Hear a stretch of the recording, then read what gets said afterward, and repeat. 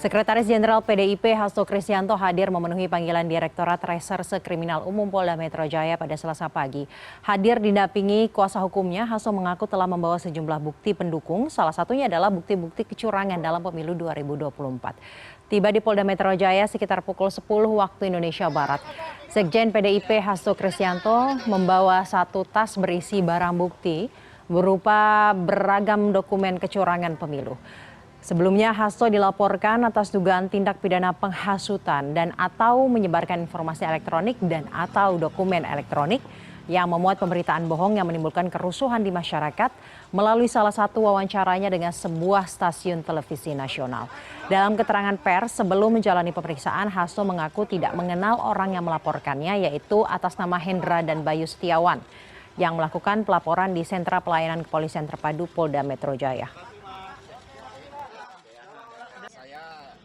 Hadir didampingi oleh penasihat hukum dari Badan Bantuan Hukum dan Advokasi Rakyat PD Perjuangan, tetapi juga ada penasihat hukum saya pribadi, Bung Patra Sen, dan sebagai tanggung jawab warga negara yang taat hukum, karena kita adalah negara hukum, bukan negara kekuasaan, maka saya datang dengan niat baik memenuhi surat panggilan yang diberikan kepada saya atas pernyataan saya dalam wawancara di media TV nasional. Dan kita akan mengikuti bagaimana perkembangannya di Polda Metro Jaya. Saya akan menyapa produser lapangan CNN Indonesia, Nabila Putri.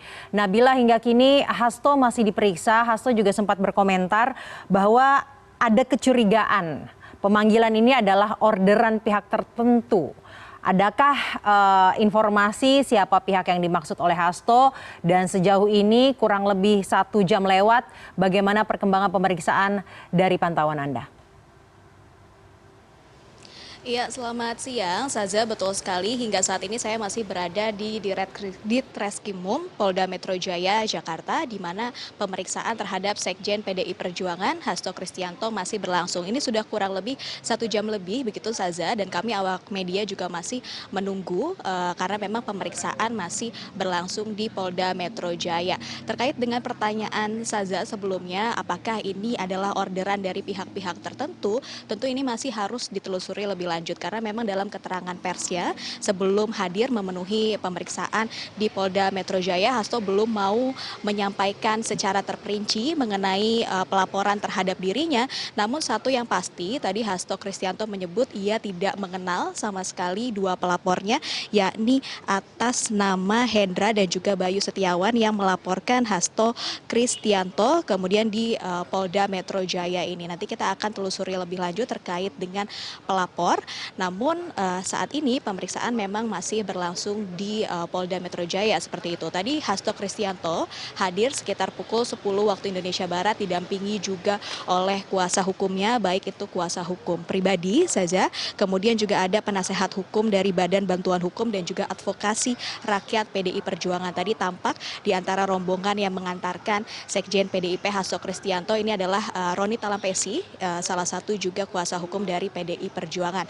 Tadi Hasto tampak menunjukkan saja satu tas berukuran sedang seperti itu yang berisi bukti-bukti yang akan dilampirkan dalam pemeriksaan di Polda Metro Jaya pada hari ini. Meski tadi tidak menjelaskan secara detail bukti-bukti apa saja yang dimaksud, namun secara umum bukti-bukti tersebut adalah bukti terkait dugaan kecurangan dalam pemilu 2024 yang Hasto sampaikan dalam kesempatan sebelumnya. Ini juga sebenarnya bukti-bukti tersebut ini sudah diketahui masyarakat begitu ya, karena apa yang disampaikan Hasto dalam salah satu wawancara dengan sebuah televisi nasional yang kemudian menjadi item ataupun poin yang kemudian dilaporkan terhadap Sekjen PDIP ini, menurut Hasto Kristianto sendiri sebenarnya apa yang ia sampaikan juga sudah kerap dibincangkan di publik, baik itu oleh masyarakat publik, kemudian oleh akademisi dan juga oleh budayawan. Bahkan dalam kesempatan sebelumnya Hasto Kristianto juga menyampaikan begitu dugaan kecurangan yang disampaikannya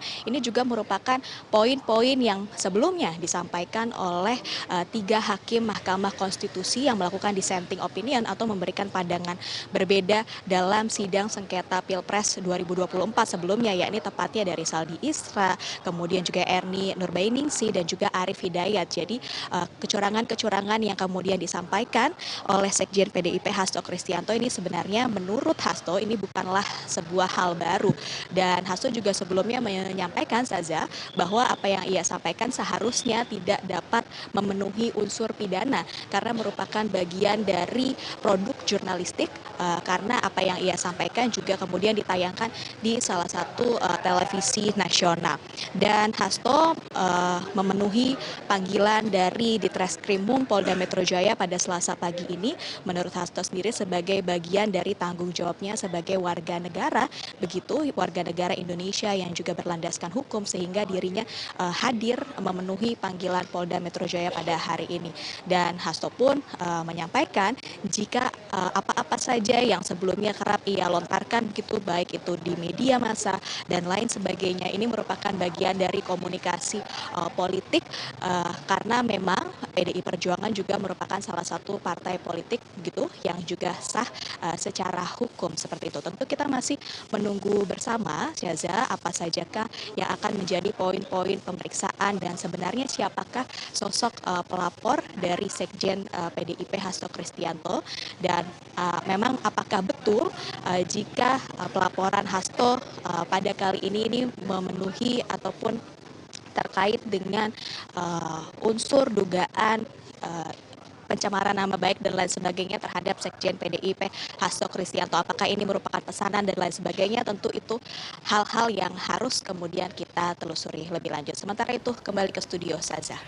Baik, terima kasih Nabila Putri. Kami juga akan menunggu bagaimana perkembangan dari pemeriksaan Sekjen PDIP Hasto Kristianto pada siang hari ini.